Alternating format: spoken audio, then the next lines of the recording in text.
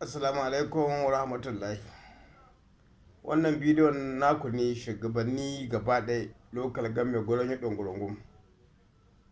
Da bakin kai bari ma in kai hajjiha na sako alu magatakar da hanyar gona yaro ko ba yi uba na yabi.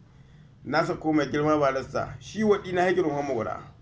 Na sako Zubairu ciyaman na lokal game mai ci yanzu halin da ake ciki.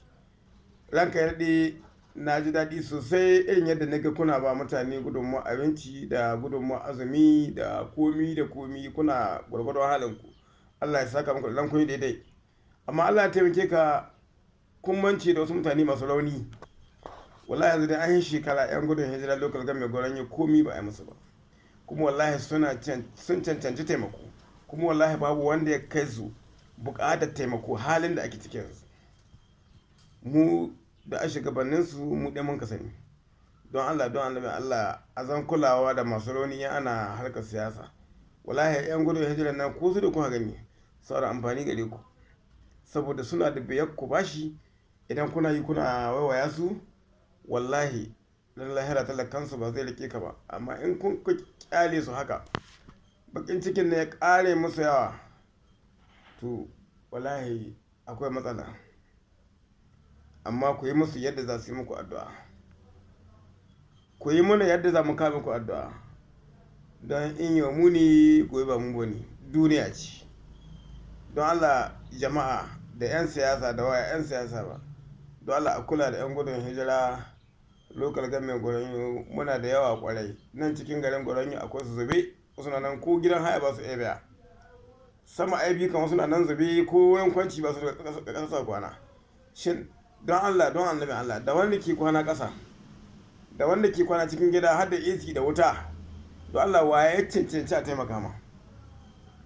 Don Allah ku rubuta muna ku ba mu amsa. Ni a gani na mai kwana ga gidan Allah iskan gana bugu ne, kuma in yi tayi ganin su bai iya kwana guda tsoro zai kuro shi dawo. To Allah shi kamar a cancanta. Allah gwamnati sai da zaki hidda wani abu na taimaka mutane, don Allah ke tabbatar da kewa da na 'yan gudun hijira da banki yaji. Kuma dukkan wanda Allah zai tambaya waɗannan mutum biyu ne. Yanzu dai halin da ake ciki, mai girma minista kana ciki, duk jama'a ka ta a wurin nan. Mai girma Zubairu kana ciki, jama'a ka ta a wurin nan. Don yau ko mutum na su lokacin da gwaron ko bai so, wallahi dole shi zo kai ma shawara, shi zo kuma ya bi taimako gare ka. Lokaci na Allah ya arama.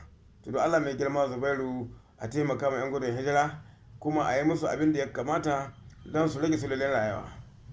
Yanzu in an kusanta muku wani abu, mutum da an kashe ma iyali a Kano, kuma ga hinan an kama mai gudunmuwa bisa gudunmuwa har abin ya ɗanyi mai sauƙi ga rayuwa.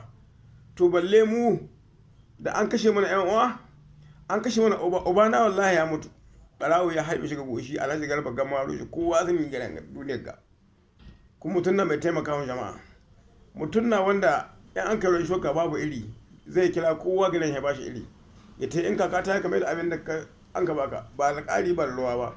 In ma maka bai saba oho yau ya mutu an raba gado dumin waƙi.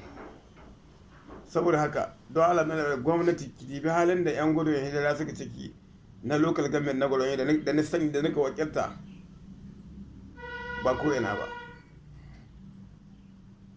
Allah ya taimake mu ya ba mu sa'a. Allah ya sa ku kula da koken ganawa, kuma ku tuna da muna nan zamne wallahi kullum wani sai ya hita ya saro ice ko ya zo mu ta ice ga kai sannan ya to ci abinci. Kaga in an ka kama rabu in gwamnati da rabu abinci ba ta yi da shi ba dole mu ji babu daɗi. Muna koki don Allah Allah ku taimaka mai 'yan gudun hijira. Allah ya sa haka, amin. Allah ya sa mu gama azumin ga lafiya.